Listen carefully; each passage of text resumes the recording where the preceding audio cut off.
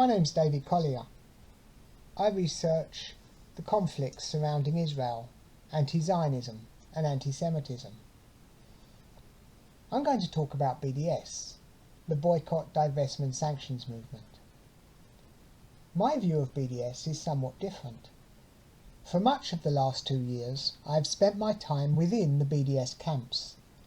I go to their events, I network with their delegates, talk to their speakers and socialise with them on Facebook. I've sat next to some of the leading lights of BDS and discussed strategy one-to-one. They think I'm one of them, a BDS activist. So when I speak to you about BDS, it comes with the experience of having embedded myself within the BDS camp. What I say doesn't reflect what they place on glossy promotional material, but rather what they believe and what they say amongst themselves. So, what is BDS?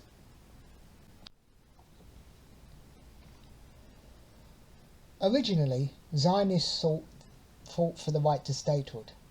Then, Israel fought for the right to exist, and then survive.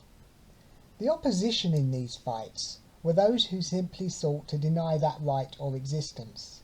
They fought and violently opposed Jews in mandatory Palestine, fought in the Civil War of 48, the first Arab-Israeli conflict of 48 and 49, and so on. They kept fighting and kept losing. Eventually, after decades of war, they came to realise that as it stands, Israel cannot be defeated militarily. This is the resignation stage. The basic understanding that currently armies are not going to be able to remove Israel from the map. Therefore, two main options emerge: acceptance and non-acceptance. The acceptance is what we saw emerge through Egypt signing a peace deal with Israel, through the noises the PLO began to make, onto Madrid, then Oslo, the peace deal with Jordan, and into the peace talks over a two-state solution. Then there is non-acceptance. This a marriage between an understanding Israel cannot be defeated militarily with the desire that Israel still has to be destroyed. As the acceptance group moved on to building bridges, non-acceptance sought the opposite. This can be seen in the ostracising of Egypt by the Arab states following the peace treaty, the actions of Hamas and the bus bombs during Oslo, the Intifada, Hezbollah, and persistent diplomatic actions to demonise Israel on the global stage. So, we have two entirely different narratives. The first, one of negotiation, acceptance, potential peace, the two-state solution. The other, constantly seeking new strategies to fight the Jewish state. As Oslo collapsed in the Second Intifada, a new strategy began to form in the non-acceptance camp. Based on the recent success against apartheid South Africa, they reasoned that if Israel could somehow be projected as the new South Africa, global grassroots could possibly bring about what Arab armies could not. Emerging from the anti-racist conference in Durban in 2001, the first signs of these global networks began to appear. Within months, the first academic boycott appeared inside the UK in an advert in the Guardian newspaper. Not because of a call from Palestinians over the occupation, but from anti-Zionist Jews who simply wanted the state of Israel to end. Over the next couple of years, boycott movements appeared and faltered. Not least of all because Israel is not South Africa and apartheid doesn't exist there. They also had little academic grounding, no basis in international diplomatic circles within the West, and no visible support from within the PA itself. Two separate strategies were worked upon. Both came from the international anti-Israeli movements. The first was an academic battle, to attempt to delegitimize Israel through the application of pseudoscience. If, in a post-colonial world, Israel can somehow be transformed into a settler colonial state, then its existence and legitimacy can be questioned. The second was the realization that the Palestinians themselves had to call for boycott, that this movement needed to appear as if it were a civil call from within. So in 2005, as instructed by internationally based enemies of Israel, scores of civil groups within the PA areas called for boycott. Thus, BDS was born. BDS has three central aims. They list them in this order. First, an end to the presence of Israel in the West Bank. Note, BDS does not specifically state that occupation refers to the West Bank. Like most of its suggestions, BDS prefers to remain ambiguous, not wishing to push away extremist support, but wishing to advertise to the moderate. For those who have considered entertaining BDS because of this ambiguity and the fact that perhaps occupation only refers to the West Bank, they have been fooling themselves. Imagine, if you will, a lynch mob charging down with their torches to someone's house. Those who join at the fringes, those who become part of the mob but aren't really seeking to do the man much harm, will not have a say when the punishment is given out. All they have done is empower the extremist elements at the front who are determined to end a man's life. The second aim is a call for equality within Israel itself, and the third a call for the rights of the refugees to return. BDS placed the issue of occupation and the wall first because, of course, this is the one that most moderates, students and liberals will identify with. To a degree, it also has international diplomatic support. Most pro-Israelis believe that the third aim, the one regarding the refugees, is the most insidious. They think it means that Israel will be flooded with millions of Arab Palestinians. I believe these aims are listed out of order. To understand better what BDS is about, we need to rearrange their listed aims.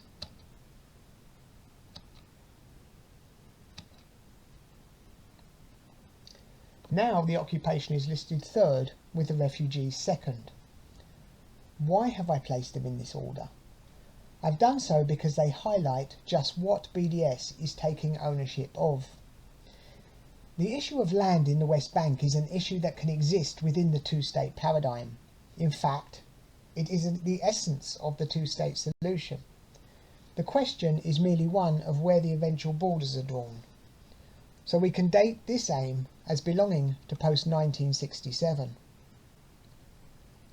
The refugee issue will eventually need to be solved through negotiation. Theoretically, it can be solved without harming Israel. The refugees in Jordan simply become Jordanian. The nonsense of a Palestinian inside PA areas calling himself a refugee can also be set aside. Perhaps a symbolic number can move to Israel, and a compensation agreement that is built to also include compensation for the near million Jewish refugees that fled or were expelled from Arab lands can bring an end to all these claims. When led by extremists, this particular aim does mean the end of Israel, but theoretically it could exist within the two-state paradigm. Once again, BDS is deliberately relying on ambiguity. We can date this aim as belonging to 1949. And then we come to the Arabs of Israel. The democratic state of Israel provides freedoms that Arabs throughout the region can only dream of. Without much argument, Israeli Arabs are in a healthy position vis-à-vis their freedoms.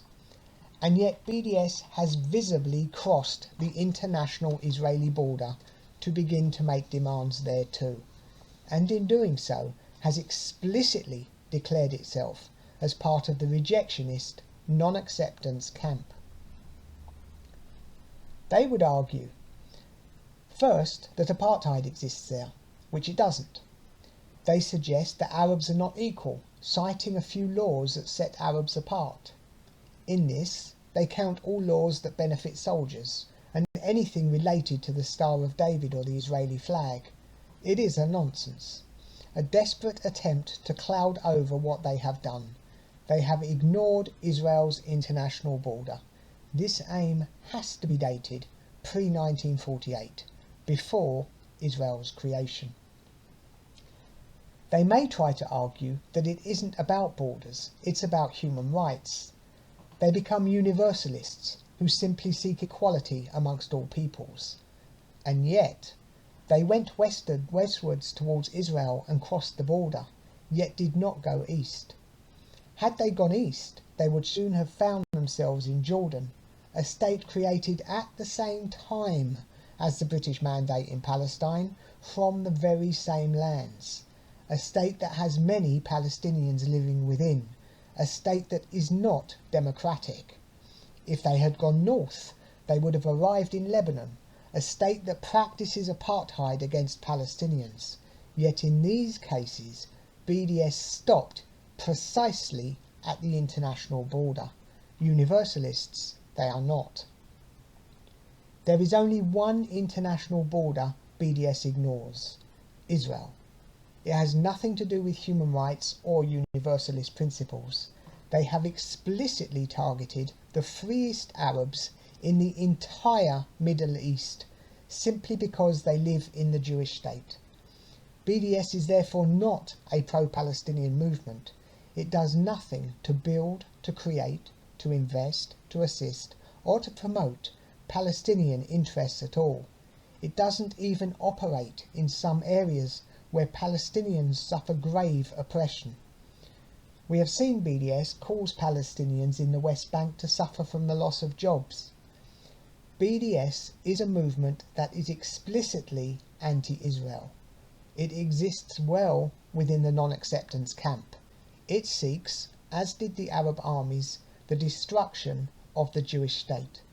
And, just like 1948, these extremists do not care what price the Palestinians have to pay for it. A few short words about misconceptions and BDS. BDS is not a thing. There is no HQ, no leadership. They have their staffs, that is, people who are articulate, who travel to speak at universities and so on. But they're not an organisation with an internal structure. This is their strength. They act like a religion, using areas where condensed groups of potential converts exist. The university space is a perfect example. Unions are another. Anti-war groups, movements that are anti-West. Anywhere that people congregate that might be disposed to aligning, for whatever reason, with BDS goals. BDS has flattened the conflict out of existence. Note, they almost never talk about peace. If BDS were to mention peace, they'd have to explain the conflict. If they explained the conflict, it quickly becomes apparent there are problems with their story. So, BDS activists simply talk in keywords of justice and human rights. Peace isn't relevant.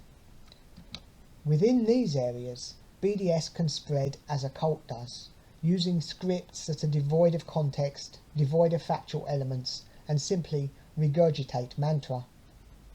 And from here, anybody can begin a BDS action. They can choose whether they only attack settlements, the West Bank, the Golan, Jerusalem, or Israel proper. Some have even targeted Zionists living in the diaspora. It also allows for different groups, such as LGBT and Islamists, to absurdly stand under the same umbrella. BDS ensures that elements that would offend each other never have to meet. Right-wing Nazis and left-wing communists. Each group operates independently and within its own world paradigm. Jew haters, universalists, Islamists, communists, Nazis. BDS becomes all things to all people. It is a brilliant strategy of deception. So not everyone who is anti-Israel is an anti-Semite, but anti-Semitism is a glue that holds the entire movement together. The effective PR turns the cause of the destruction of a democratic state into a left-wing humanitarian ideal that virtue signallers on social media are happy to identify with. You cannot destroy an idea, but you can render it meaningless. There are three main ways to defeat BDS. One is through education, to let people know the real narrative. The second is legislation, to restrict the ability of BDS to operate. And the third is to toxify it, to highlight what BDS actually is and to make people wary of associating with it. So, when you come across it, how do you oppose this hatred? BDS is underpinned by three main issues. Apartheid, that is, that Israel is the new South Africa. Nakba, or that in 1948 the Jews simply expelled the Arabs. And settler colonialism, the product of the academic pseudoscience fight against Israel. The idea that Jews are simply a bunch of Europeans who 100 years ago decided to invade a random nation in Asia. These are all false, and yet they do form the very basis of the argument for BDS. The apartheid argument is absurd and a horrific insult to black South Africans who actually lived through an apartheid regime. The Arabs inside Israel are the freest in the entire region and all vote. If only all the Arabs in the Middle East were as free as the ones in Israel. You may see racism, as you do everywhere, but there is no apartheid. The West Bank and Gaza are conflict situations, an issue that needs to be resolved between Israel and its neighbours. Nothing to do with apartheid at all. Hiding behind the apartheid label to con Western youth to associate the Jewish state with apartheid South Africa is a vile strategy. Nakba. The argument over the events of 1948. As part of their activism, people such as Ilan Pappé produced works that attempted to entirely rewrite the conflict. What occurred in reality was a civil war. The United Nations offered 2 states for 2 peoples and the Jews accepted. The Arabs did not. Within days, Jews were being attacked. Within weeks, foreign Arab troops had entered into British Palestine and civil conflict opened throughout. To replay this as a pre-planned expulsion of innocent Palestinian civilians is nonsensical. The Nakba narrative is entirely false. At one event I went to, a speaker named Rivka Bernard from a group called War on Want knew so little she ludicrously suggested both sides rejected the partition. This ignorance from a person willing to seek the destruction of a democracy. At another event I heard a narrative where the partition was not mentioned at all. Like any civil conflict, it was bitter and bloody. No doubt massacres of some description occurred on both sides. No doubt too that in some areas controlled by both sides, people were forced to leave.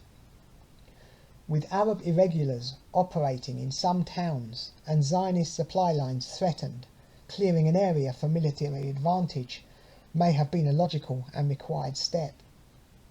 Several areas on the Arab side were entirely cleansed of Jews. This was an existential fight. The vast majority of Arabs fled voluntarily. Anyone who doubts this needs to look at the refugee crisis today.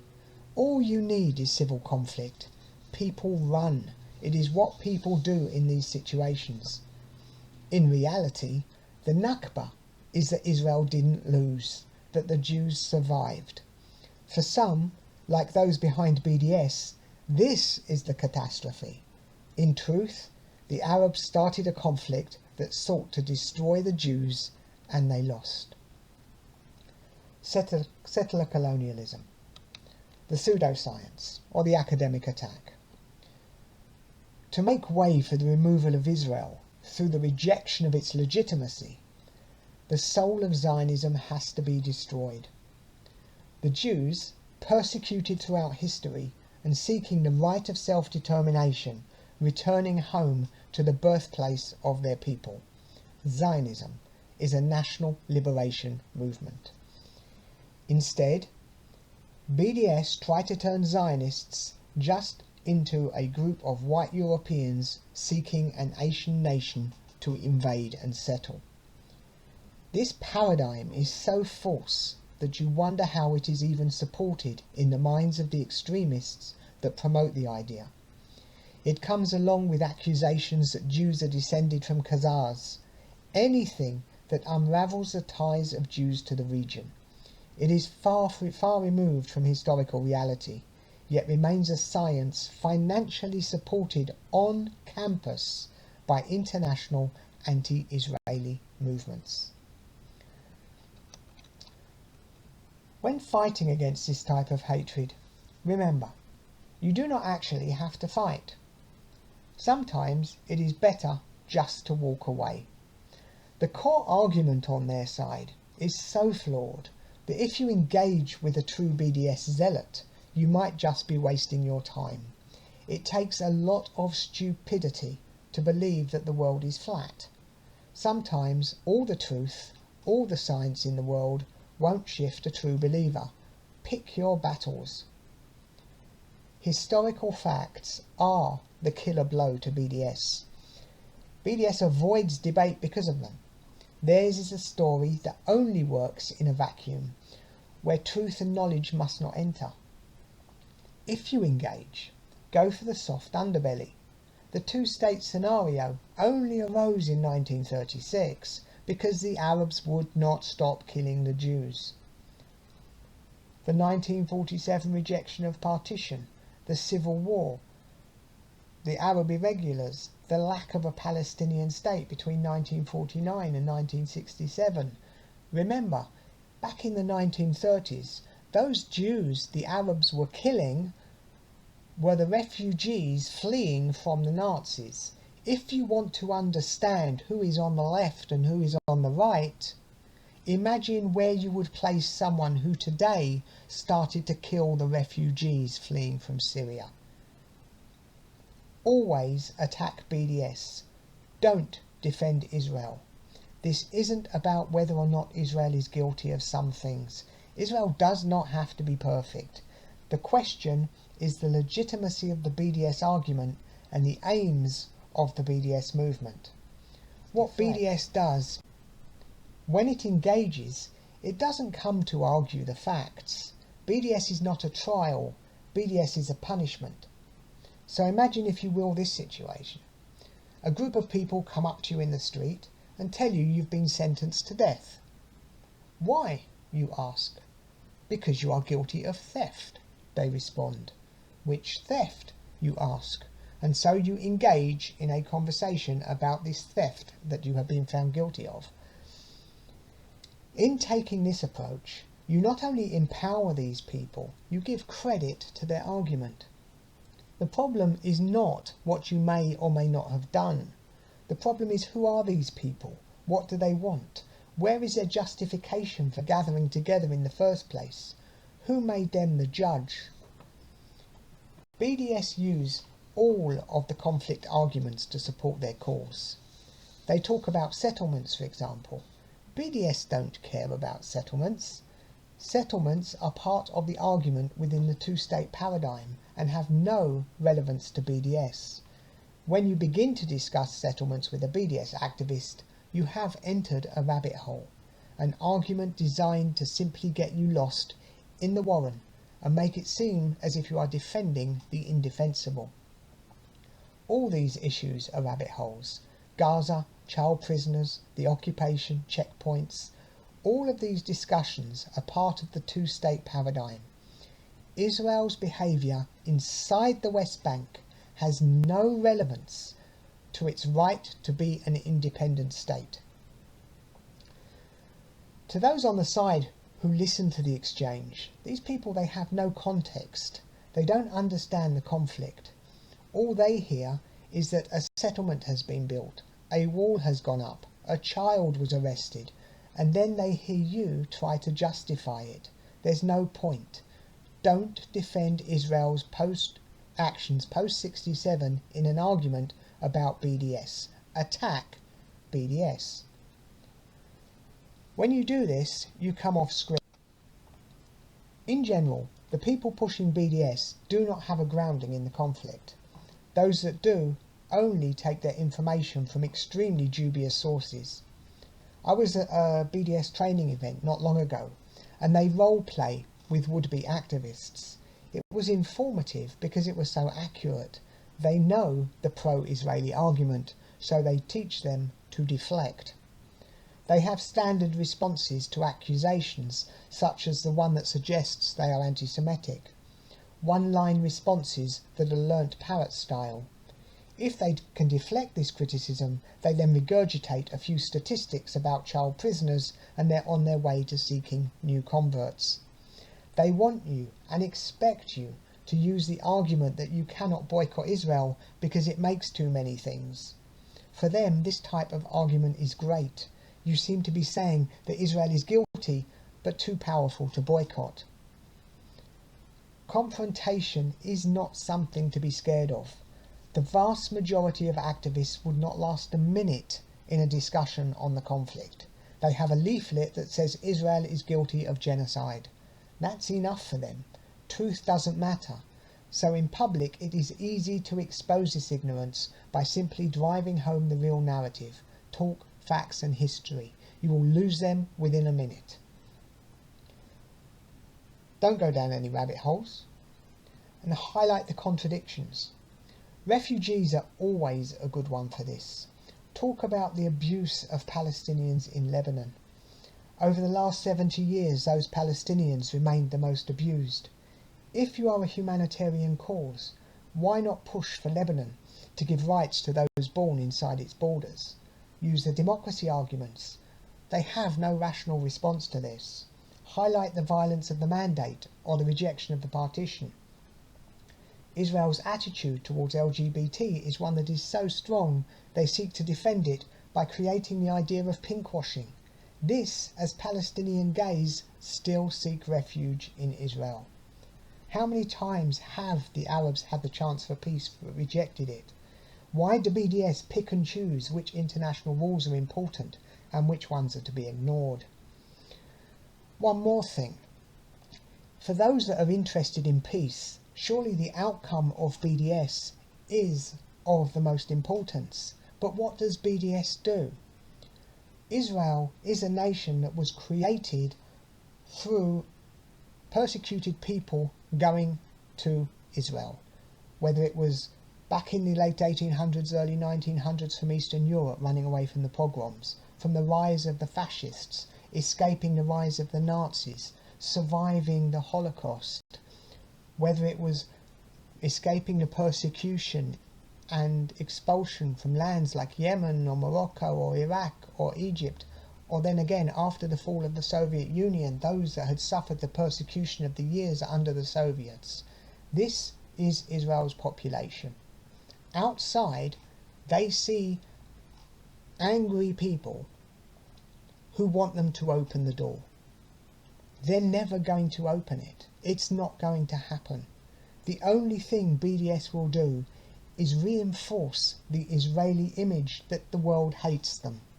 In other words, the BDS narrative from the Israeli perspective cannot work. If we look at the Palestinian perspective, well, the Palestinians are basically being told, don't negotiate, wait. BDS will give you everything, which they won't. But in the meantime, another generation or 2 generations of Palestinians are lost. BDS absolutely demotivates both sides from negotiation. And since 2005, the peace process has absolutely stagnated. I don't believe it's a coincidence. And remember, if it is post-67, it is relevant to Oslo, not BDS. So final points to remember. BDS exists in the destroy Israel paradigm. It has nothing to do with peace. BDS has no central brain. It is not an organisation. BDS is contradictory and hypocritical. All of its arguments do not hold up. BDS needs to convert people, not tell the truth. They will be standing there speaking ridiculous lies without blinking.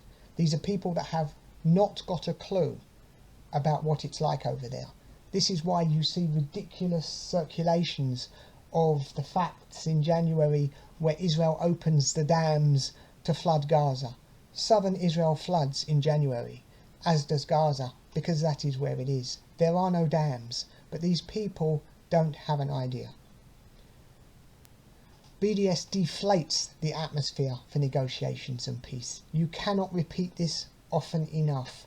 Most of the virtue signallers that attach themselves to BDS do so because they believe the PR. They believe this may be a way of pushing for peace.